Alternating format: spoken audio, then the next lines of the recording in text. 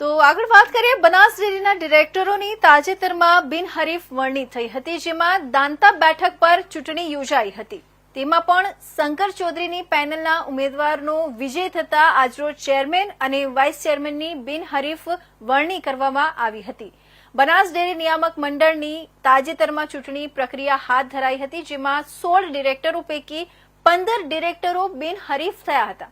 તેમજ દાંતા બેઠક પર ચૂંટણી યોજાતા શંકર ચૌધરીના પેનલના ઉમેદવારનો વિજય થયો હતો, જેથી બનાસ ડેરીના ચેરમેન પદ માટે પ્રદેશ પ્રમુખ જગદીશ વિશ્વકર્મા દ્વારા ચેરમેન પદ માટે શંકર ચૌધરી તેમજ વાઇસ ચેરમેન પદ માટે ભાવા રબારીના નામનું મેન્ડેટ આપવામાં આવ્યું હતું.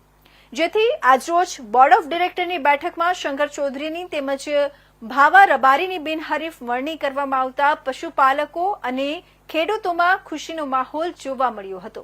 સતત ત્રીજી વખત શંકર ચૌધરીની ચેરમેન તરીકે વરણી થતા શુભેચ્છકો તેમજ પશુપાલકો અને ખેડૂતો દ્વારા ફૂલહાર પહેરાવી શુભેચ્છાઓ પાઠવવામાં આવી હતી.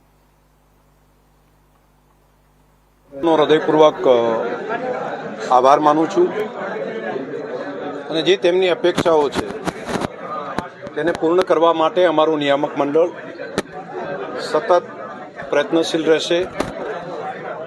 અમારા નિયામક મંડળે મને અને માન્ય ભાવાભાઈ રબારીને ચેરમેન અને વાઇસ ચેરમેન તરીકેની જવાબદારી સોંપી છે. હું અમારા નિયામક મંડળના તમામ માન્ય સભ્યશ્રીનો હૃદયપૂર્વક આભાર માનું છું. અમારા નિયામક મંડળની અંદર સિનિયર વડીલો છે, તેમનું માર્ગદર્શન મળશે અને યુવાનો છે તે ઉત્સાહપૂર્વક વધારે કામ કરશે. દેશના પ્રધાનમંત્રી મોદી સાહેબ અલગ સહકાર મંત્રાલય રાખીને તેનું નેતૃત્વ, તેની જવાબદારી દેશના ગૃહમંત્રી અમિતભાઈ શાહ સાહેબને સોંપી છે અને દેશમાં એક સહકારિતાનો નવો સૂર્યોદય આપણા દેશની અંદર થયો છે. તો તેમના માર્ગદર્શન તળે આપણો બનાસકાંઠા જિલ્લો, બનાસ ડેરી આગળ વધે તેના માટે પૂરેપૂરી મહેનત કરશું.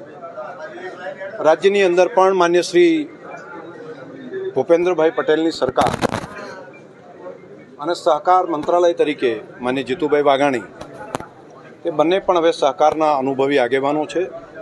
હું તમામ પ્રદેશના પ્રમુખશ્રી, પ્રદેશના અગ્રણીયશ્રીઓ તમામનો હૃદયપૂર્વક આભાર માનું છું.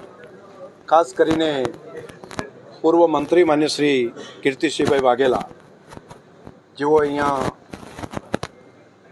ઉપસ્થિત રહી અને સર્વસંમતિથી અમારા નિયામક મંડળે જે નિર્ણય કર્યો છે, હું હૃદયપૂર્વક સૌ પ્રદેશના આગેવાનોનો અને સૌ લાખો પશુપાલકોનો હૃદયપૂર્વક આભાર.